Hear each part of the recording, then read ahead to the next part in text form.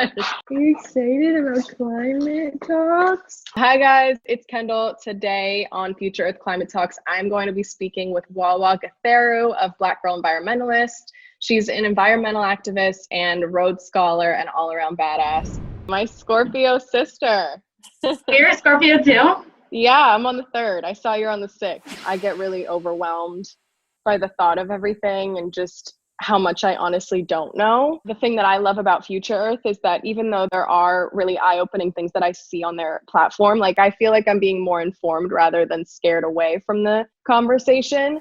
What are you hopeful about? Do you see a little bit of a light? I'm going to be completely honest with you too. I feel super overwhelmed all the time. Yeah. I think right now we're seeing this transition where platforms like Future Earth that is making like climate change and all this information that has been so inaccessible, accessible. And I use resources like Future Earth like all the time. Yeah. And it's really, really helpful. And I'd say that in the hope lens, that gives me a lot of hope. Yeah. Because I think people can't act on anything without understanding it. So now that more people have information, they can be better equipped to be a part of solutions and gain the confidence to do that. There's another lens of it where sometimes I feel less hopeful than other times, but I've been learning to like lean into those emotions because I feel as though the things that drive us in life aren't just hope, right? I think oftentimes hope can be a bit stagnant of like, I can put hope in someone else that they're going to do it. And I can sit here and just hope for them. But the things that, drive me oftentimes are things like grief, are things like anger and fear. Like those things weigh us down, but they're also anchors that keep us stable and wanting to push for change. They're not this dead end that we've been tricked into thinking that they are. They're actually this huge entryway. Yeah. I know you just said don't put your hope in other people, but people like you and this whole movement gives me more hope. Talk to me about you. How did you get into activism? You're so young. It's just so interesting to me. I guess I had my awakening when I was like 16. I stumbled into this environmental science class, a class I really, really didn't want to take, but it was either that or chemistry. So, I bit the bullet and walked into environmental science, and we did an environmental justice chapter. And that was the first time that I ever heard language that was connecting environmental degradation to people, and particularly Black and Brown communities. And it was like this light bulb moment of me feeling as though I had this space in environmentalism, something that has always been something that I knew about, but never really saw as one that addressed me. And I guess like my second answer when I think about that is environmental work and the environment is really about fighting for an inhabitable future. And as long as you care about having an habitable future, your journey in environmentalism already has somewhere to start. There's no need for a story, just a need for wanting to live. Right. And it's such an interesting point because some of the effects of climate change aren't super immediate. So I think what a lot of people probably think about, they're like, oh, it's not immediate, it doesn't matter kind of a thing. So I'd love to hear what keeps you going. For me, I grew up in rural Connecticut, which isn't necessarily a place that's experiencing a lot of environmental degradation.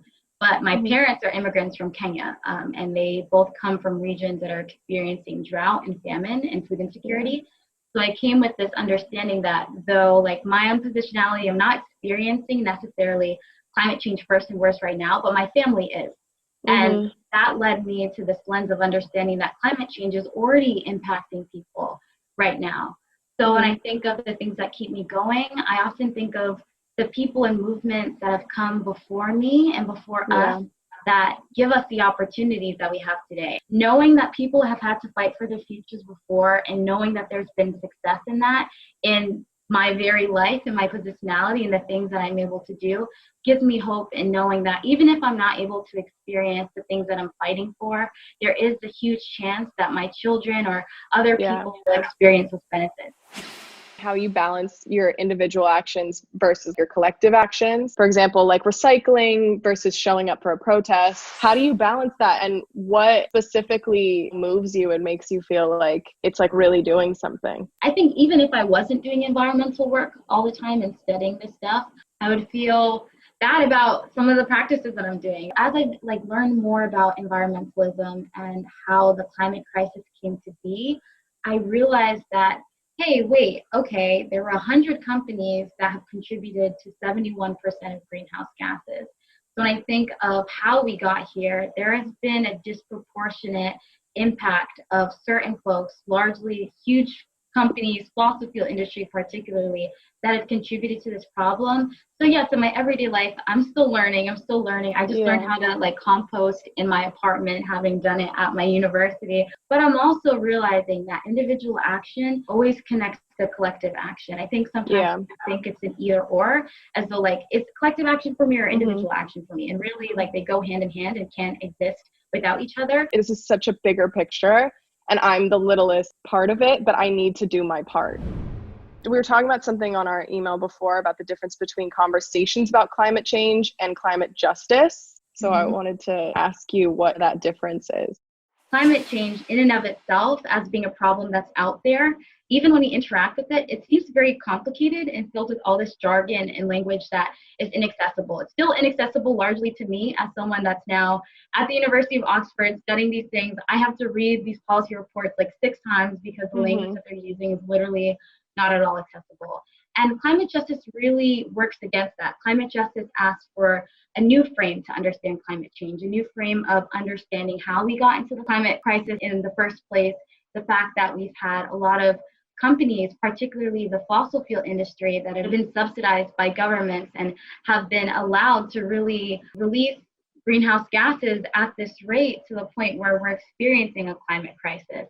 It's also understanding that in order to solve this huge problem that is the climate crisis, we need to make sure that the just transition into renewables include everybody and that we really cannot leave anyone behind, and we really need to have the people that are experiencing climate change first and worst right now at the forefront of these decision-making tables to make sure that the solutions that we create don't leave them behind.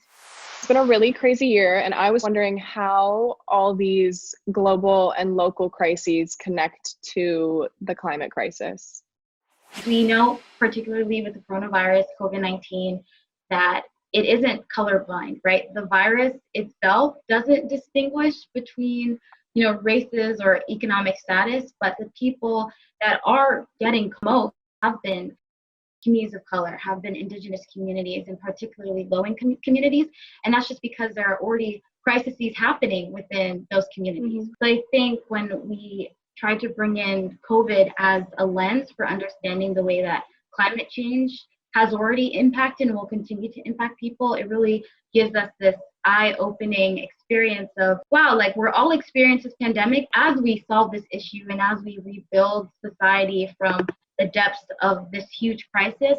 What are we going to do when we create these solutions to not only make sure that it doesn't happen again, but make sure that the people that are the most vulnerable in these settings are the most supported? I am actually genuinely curious about steps that I could take. I mean, even if it's just first steps that anyone watching this video could take to be better or to do better, even just to learn more. This stuff is overwhelming. It's really, really scary. Like you, sometimes I'll, be just bombarded with all these news articles and all these things that are telling me this and that and that. And I don't have the time to process. And sometimes it's hard to know what to believe.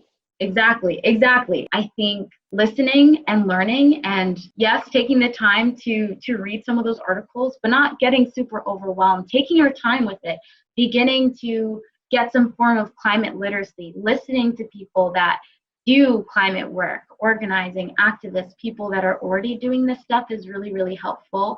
Engaging with platforms like Future Earth, engaging with platforms like Black Girl Environmentalists, and the things that like give me this language of progress and this language of understanding how to be a better environmentalist aren't really from like my coursework, but it's actually listening to songs that people are talking about a future, listening and reading books by authors like James Baldwin and Maya Angelou, and listening to words of people from the past because they've left a lot of lessons for us to use in the present. And the truth is, activism doesn't look the same for everyone. And if it did, then one, it'd be super boring, but it wouldn't be very effective, right? We all are different people. We all live different lives. And with that comes different sets of skills and talents that we have. And the most important thing that we can do now actively is understanding what are the things that we can do to best contribute to this movement. Some people are authors, some people are thought leaders, some people are communicators. They might be soft-spoken, but there are people in their family that will listen to them more than anyone else. All of those people are just as important because they're contributing to this collective action of addressing the same issue. I was just stalking your Instagram and looking at your organization. Tell me a little bit about it. Yes. So Black Girl Environmentalists is a super new organization that we launched in January, which is crazy. And it really came out of the fact that I spent all my time in class, now on Zoom class, and I don't really see myself represented in my professors and the things that I'm reading, not just in physical representation, but the things that I'm reading about. So I thought, why not make an organization that really is a safe space for Black girls, Black women, and Black non-binary environmentalists to network with each other, know that each other exists, but also talk about the way that environmental problems impact our lives, and hopefully create community and building power to have a seat at the decision-making table. So that's really what we're doing. Super early stages. Congratulations. I love that. Well, thank you so much for talking with me. I really appreciate it. This has been really awesome and enlightening. Thank you for having this conversation.